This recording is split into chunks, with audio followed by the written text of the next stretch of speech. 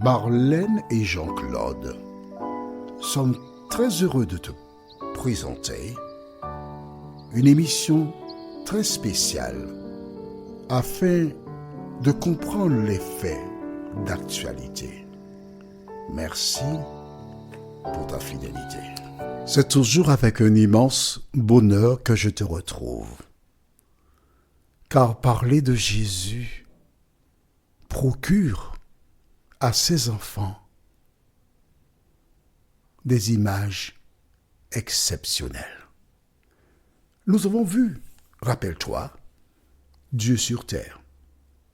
Comment Agar, cette femme qui s'est retrouvée dans un désert sans espoir, un ange envoyé par l'Éternel lui donna de bonnes nouvelles. Aujourd'hui, nous verrons un autre récit qui se trouve dans le livre de Genèse, chapitre 20. Les versets 1 à 9. Genèse 1, versets 1 à 9. Le thème est Dieu sur terre numéro 2. Nous avons vu comment Dieu a dépêché un ange parce que les anges ne se lèvent pas pour agir sans recevoir un ordre de Dieu, parce que Dieu est un Dieu d'ordre, d'accord? Là, nous verrons Dieu en action lui-même. Juste avant, prions.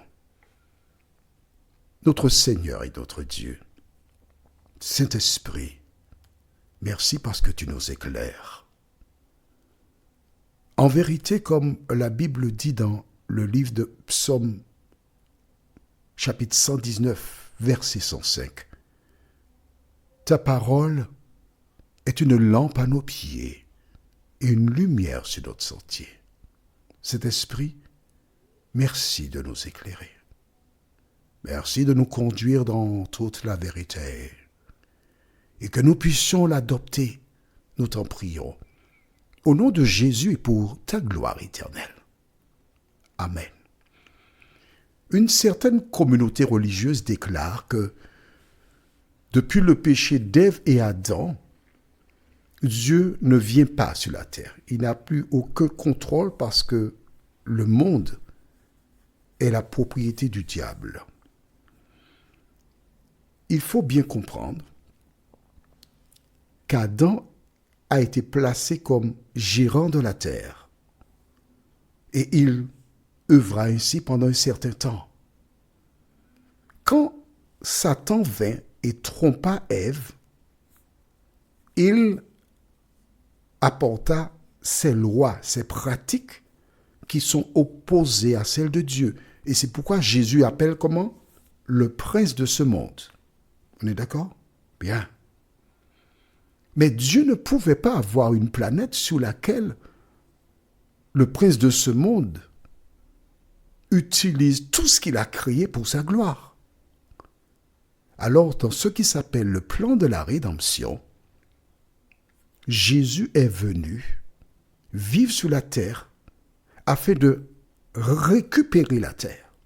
Voilà donc pourquoi Satan lui dira, dans l'une de ses tentations, il y en avait 3, regarde toutes ces choses-là. Si tu te prosternes et m'adores, je te donne le tout. Il n'en est pas le propriétaire, mais il est le gérant. Mais Jésus est venu justement récupérer la gérance, tout en laissant les hommes libres de faire leur choix. La Bible rapporte beaucoup d'expériences vécues par les Hébreux. Pourquoi? C'est tout simple. Parce que d'un Hébreu, d'un descendant d'Abraham, devait naître Jésus. Voilà donc pourquoi il fallait qu'on connaisse la généalogie de Jésus pour mieux comprendre sa mission. Allons maintenant dans le livre de Genèse, chapitre 20. Et nous lisons à partir du verset 1er. Abraham, donc après un temps, Abraham est devenu Abraham. Changement de nom. C'est comme la personne qui accepte Jésus. Avant d'accepter Jésus, tu menais une vie. Tu avais un nom. Quand tu acceptes Jésus, ta vie doit être différente. On ne doit pas te reconnaître comme l'ancien qui menait des actions négatives, mais on doit te connaître comme quelqu'un qui a la crainte de Dieu. Lisons donc verset 1er. Abraham partit de là pour la contrée du Midi. Il s'établit entre Kadès et Shur et fit un séjour à Guérar. Abraham disait de Sarah, sa femme, c'est ma sœur. Abimélec, roi de Guérar, fit enlever Sarah. Alors Dieu apparut en songe à Abimélec pendant la nuit et lui dit, « Voici, tu vas mourir à cause de la femme que tu as enlevée, car elle a un mari. » Abimélec, qui ne s'était point approché d'elle, répondit, « Seigneur, ferais-tu périr même une nation juste? Ne m'a-t-il pas dit, c'est ma sœur? Et elle-même n'a-t-elle pas dit, c'est mon frère? J'ai agi avec un cœur pur et avec des mains innocentes. » Dieu lui dit en songe, « Je sais que tu as agi avec un cœur pur. Aussi t'ai-je empêché de pécher. » Tu as entendu? Pécher. C'est Dieu qui utilise ce terme-là. De pécher contre moi. C'est pourquoi je n'ai pas permis que tu la touchasses. Alors pour celles et ceux qui sont des nouveaux, qu'est-ce que pécher? Certaines Bibles modernes déclarent pécher c'est faire le mal, mais ce n'est pas la définition du péché. Si ta Bible dit péché, tu cherches 1 Jean 3 verset 4, écrit dans ton cahier, et si tu as une Bible, et quand tu lis 1 Jean 3 verset 4, tu vois pécher c'est faire le mal, cette Bible-là, ce verset-là n'est pas correct. La définition du péché, c'est quiconque pêche transgresse la loi. Et le péché est la transgression de la loi. Voilà pourquoi, si cet homme, Abimélec, s'était approché de Sarah, il l'avait connu, il aurait commis un péché, puisque la loi dit, tu ne commettras point d'adultère.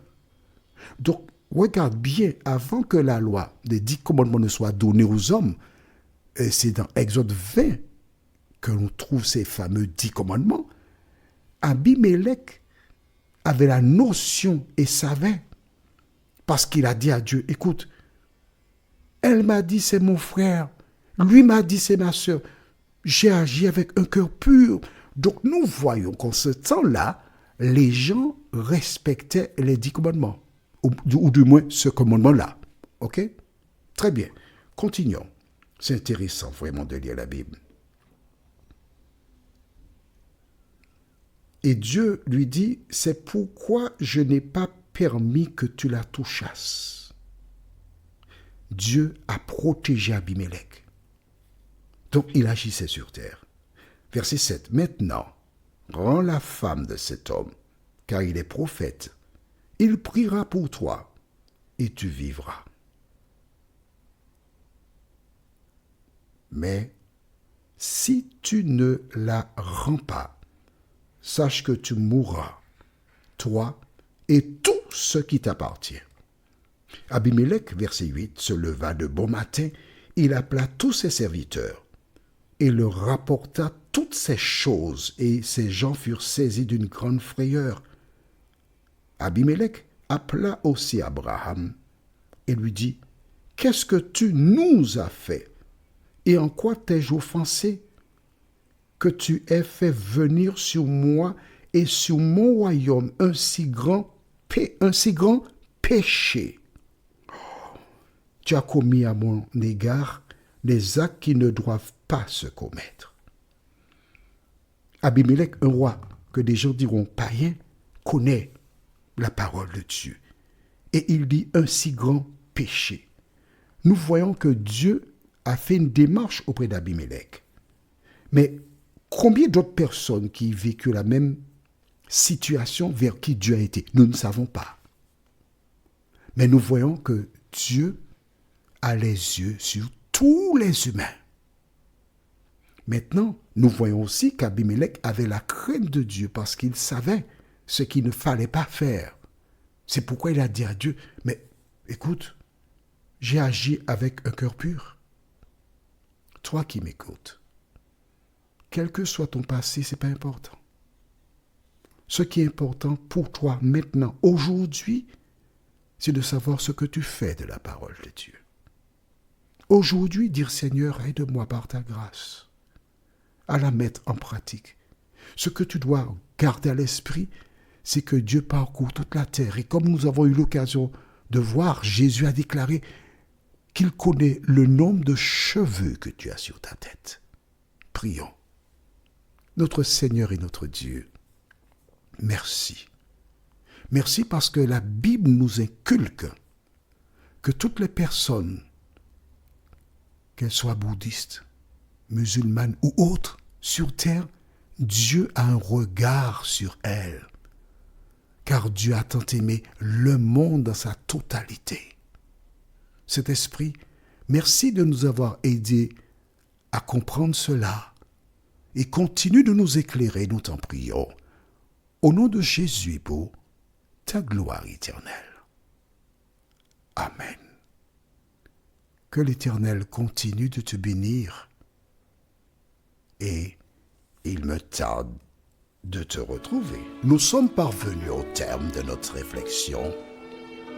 Si d'aventure tu as une question, il te suffit d'envoyer un message par le biais de WhatsApp au numéro suivant, plus 596 696 88 93 93. Et alors Jean-Claude, moi, je me ferai un réel plaisir de répondre à ta question.